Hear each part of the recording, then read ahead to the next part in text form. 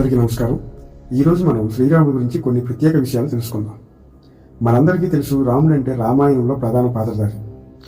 ఆయనను విష్ణువు యొక్క 7వ అవతారంగా కీర్తిస్తారు. శ్రీరాముడు కోసల రాజ్యంలో ఉన్న అయోధ్య అనే నగరంలో దశరథుడు, కౌసల్య దంపతులకు జన్మించాడు. రాజకుటుంబంలో జన్మించిన రాముని జీవితాన్ని హిందూ గ్రంథాలలో ఊహించని మార్పులతో వివరించారు. తనకు ఎదురైన సవాళ్లను స్వీకరిస్తాడు, పేదరికాన్ని అనుభవిస్తాడు, అడుగడుగున క్లిష్టమైన పరిస్థితులతో పోరాడతాడు. రామాయణంలో రాముడు ఒక కథానాయకుడు. రాముడి జీవితం చాలా సాహసాలతో సాగుతుంది.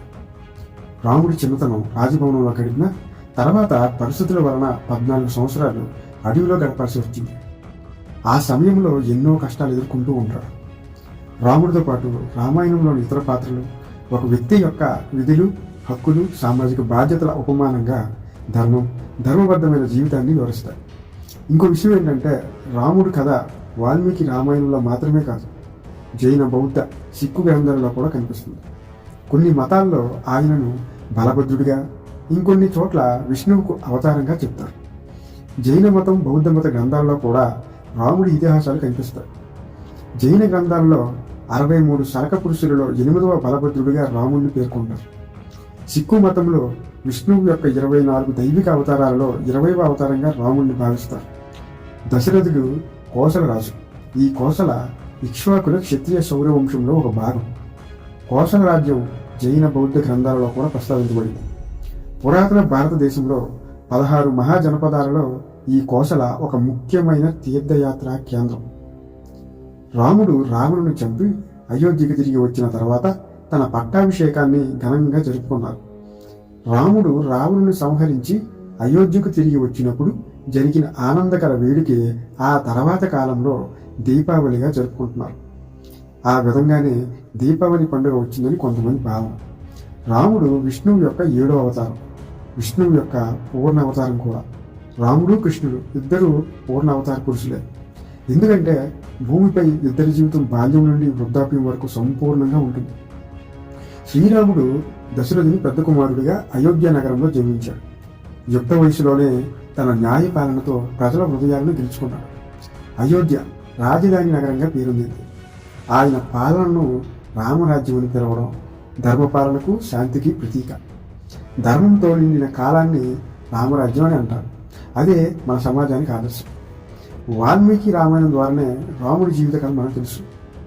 ఆయన అనేక సాహసాలు చేసి రావణుని చంపి సీతమ్మను రక్షించి ధర్మాన్ని నిలబెట్టాడు. లక్ష్మణుడు, హనుమంతుడు వంటి సహచరులతో కలిసి ఆయన చేసే ప్రయాణాలు, యుద్ధాలు ఎంతో ప్రసిద్ధం. రామాయణంలో అత్యంత ఘోరమైన సందర్భం రాముడి అరణ్యవాసం. 14 సంవత్సరాల పాటు కష్టాలను భరించి సీతాదేవిని మరియు లక్ష్మణుని కాపాడుతూ ధర్మాన్ని పాటించాడు. ఈ సమయంలోనే రావణుని రాక్షస బలాలను ఎదుర్కొని సీతమ్మను రక్షించేందుకు లంకకు పయనమయ్యాడు. రావణుడు ఒక విద్యావంతుడు, మహాశక్తిశాలి, కానీ అసత్య మార్గం వలన నాశనమయ్యాడు. రాముడు మాత్రం ధర్మబలంతో విజయాన్ని సాధించాడు. రాముడు కేవలం దైవమే కాదు, మనందరికీ ఆదర్శంగా నిలిచే ఒక గొప్ప వ్యక్తిత్వం. మొదటిగా రాముడు తన జీవితంలో ఎప్పుడూ ధర్మాన్నే పాటించాడు. తమ కుటుంబ సభ్యుల సమస్యలు, రాజకీయ సంక్షోభాలు వచ్చినా సత్యామృతంతో ముందుకెళ్ళాడు. ఆయన ధైర్యం, ప్రణాళికా శక్తి, సమానత్వ భావనలు మనకెంతో నేర్పిస్తాయి. స్నేహితులపై, పేదలపై చూపిన ప్రేమ, పరస్పర గౌరవం ఆయన ప్రధాన లక్షణాలు. అదేవిధంగా వాల్మీకి నిర్వచించిన 16 అద్భుత గుణాలు ఆయన జీవితం ఎంత గొప్పదో తెలియజేస్తాయి. మన జీవితాల్లో రాముడు చూపిన ఈ అద్భుత లక్షణాలను అనుసరించడం వలనే మనకు శాంతి, విజయాలు వస్తాయి. రాముడు కేవలం ఒక రాజకుమారుడే కాదు, ఆయన ఒక విలువల ప్రతిరూపం. ఆయన ఒక ఆదర్శపు మనిషి. సత్యం, ధర్మం, సమానత్వం, స్నేహితుల పట్ల ప్రేమ, ఇవన్నీ ఆయన గుణాలు. అందుకే ఆయనను మర్యాద పురుషోత్తముడు అని పిలుస్తారు.